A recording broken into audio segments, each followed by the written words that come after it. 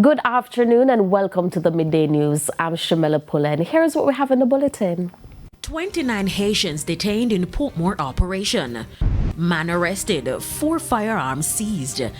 And later in sports, Mount Pleasant defaces Universidad O&M in Caribbean second leg final this evening at the National Stadium. Now the details. 29 Haitians have been taken into custody, this following an operation at Edgewater, Portmore in St. Catherine. According to reports, the police, acting on information, went to an area where the Haitians were spotted. 8 females and 21 males. It's understood they arrived legally in the island. They were granted a 3-day permit to stay, but the majority of them overstayed their time. The group was taken to the Greater Portmore Police Station, where they were processed by the Passport, Immigration and Citizenship Agency. They are expected to be charged and brought before the courts. A man was arrested after authorities discovered 4 firearms hidden in containers sent as aid for Hurricane Melissa. The Jamaica Customs Agency says the firearms were detected after tighter measures were put in place. This following an increase in shipments for relief efforts following Hurricane Melissa. Meanwhile, Prime Minister Dr. Andrew Holness has cautioned donors not to include illegal items in relief packages. He said the government will maintain the security and integrity of imported aid. The mayor of Savlamar says unemployment is soaring across the parish after Hurricane Melissa. The mayor warns that the storm's impact on businesses has left many residents still struggling to recover. Hurricane Melissa, a Category 5 storm that swept through Westmoreland last month, forced a number of small businesses in Savannah Lamar to close. This has left many residents suddenly without work. I could not say for sure, but exact percentage, but it would not be no less than 60%. 60%. Some of them have been completely destroyed. So at least 60%, in my opinion, at least 60%, at least, have been are no closed, or have been closed since the advent of Melissa. Now, according to Mayor of Savannah Lamar, Councillor Dan Reed-Delancey, those who've been left unemployed are now faced with the added pressure of having no income as they attempt to rebuild their homes. He says the recovery has been slow in several communities. Residents have also voiced frustration over delays in the arrival of food supplies. A lot of our residents in Westmoreland here are attached job-wise to the tourism industry. Sandals, South Coast, and some of the hotels in Negril. And these facilities have been closed. So some until some indefinitely, some until midday. Hotels are still closed? Yes, man. We have hotels that are still closed. I was speaking to one constituent yesterday, and she's saying that she doesn't expect to be called back to work until maybe around about next year, April. Government officials have acknowledged that logistical challenges are hindering aid distribution to the hardest hit areas. But the mayor stressed that more assistance is urgently needed to stabilize the parish. A lot of people are saying that they're not seeing the required level of assistance from government. I must have had parent, being a government agency, has been in the parish, and I can recall a number of occasions where they brought in supplies of averaging 120 care packages per division, right? Each municipal corporation was also afforded $250,000 to buy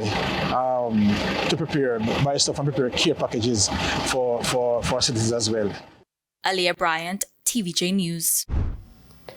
Meanwhile, the mayor has provided an update on power restoration in the parish. He says power is slowly returning to affected communities.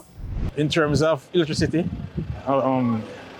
Negril has electricity, most of Negril, not all, most of Negril has electricity. And about 2 to 3 days ago, the the Savannah Public General Hospital was also powered up by the JPS. Those are the only places thus far in the parish, to my knowledge, that has electricity. At a recent meeting with the CEO of JPS, I was advised that some parts of the parish might not get that electricity until about May of next year. So it's not looking good for us. So far, the GPS says power has been restored to nearly 80% of its customers.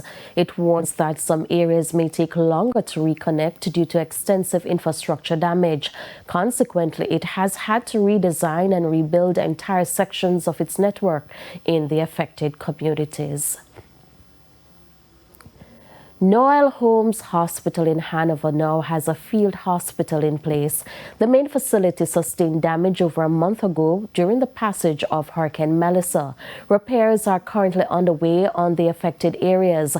Health Minister Dr. Christopher Tufton provided an update.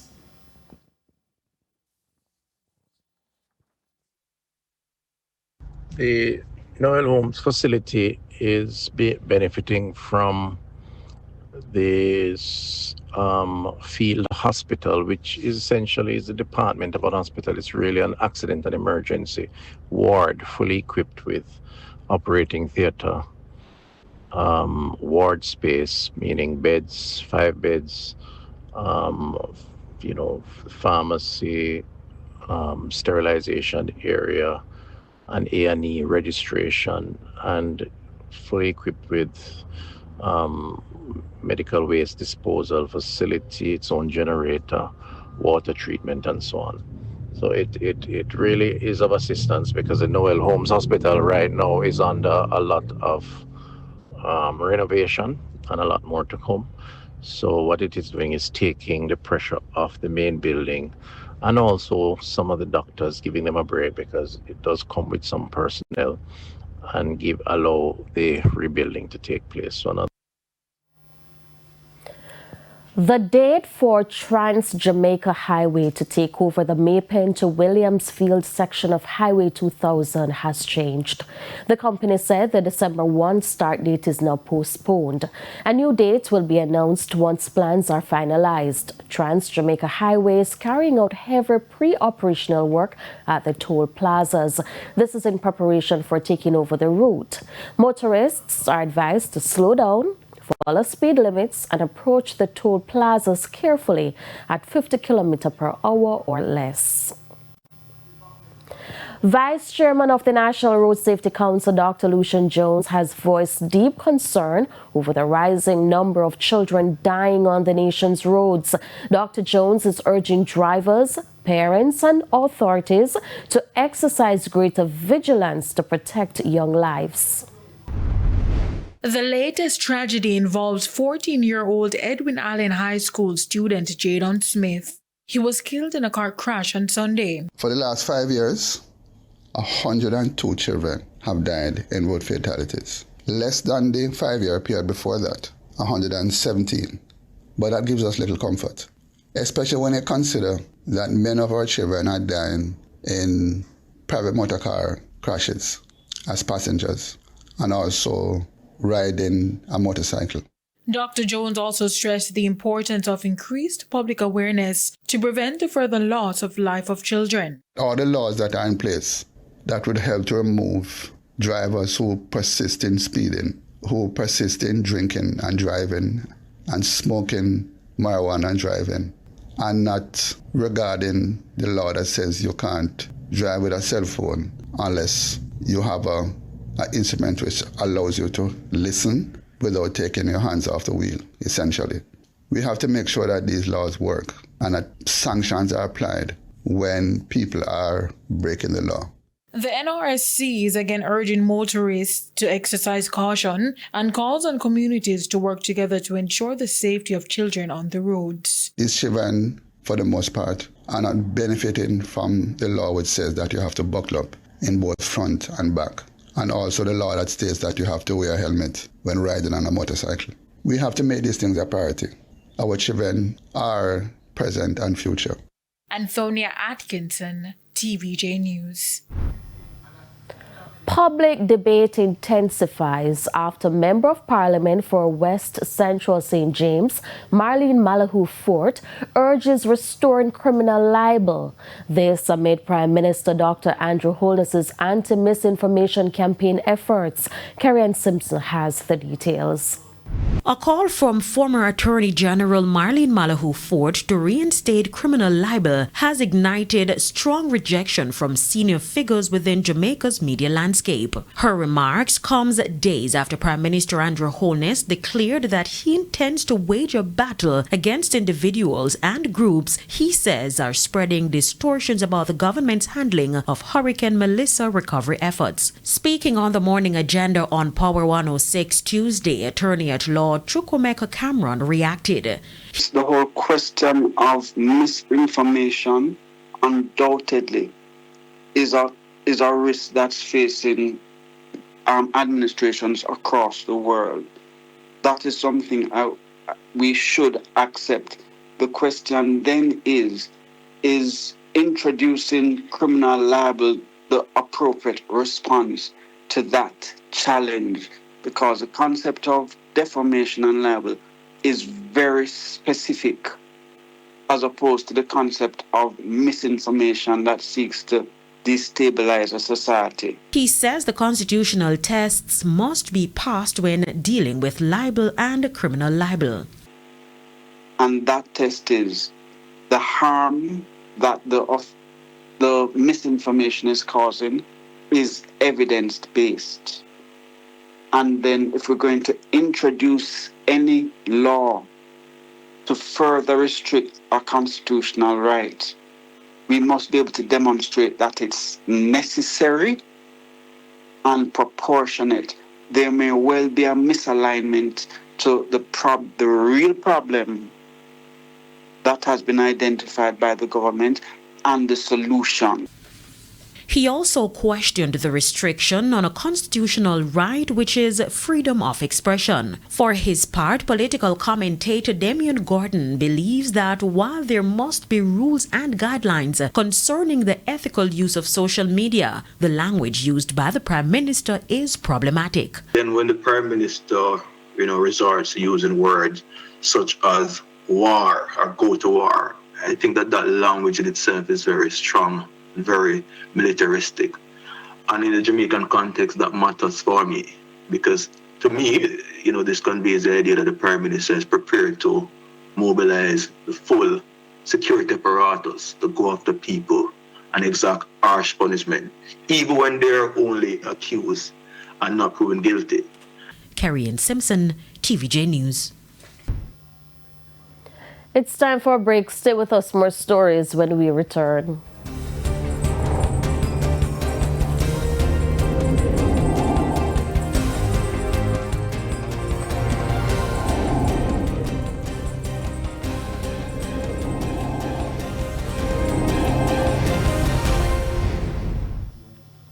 Welcome back to the Midday News. It's now time for the Business Minute. President of the Incorporated Master Builders Association, Richard Mullings, says Jamaican contractors must be incorporated in the rebuilding and repair of the more than 100,000 houses which were damaged by Hurricane Melissa. His comments were made following the government's decision to import 5,000 container houses.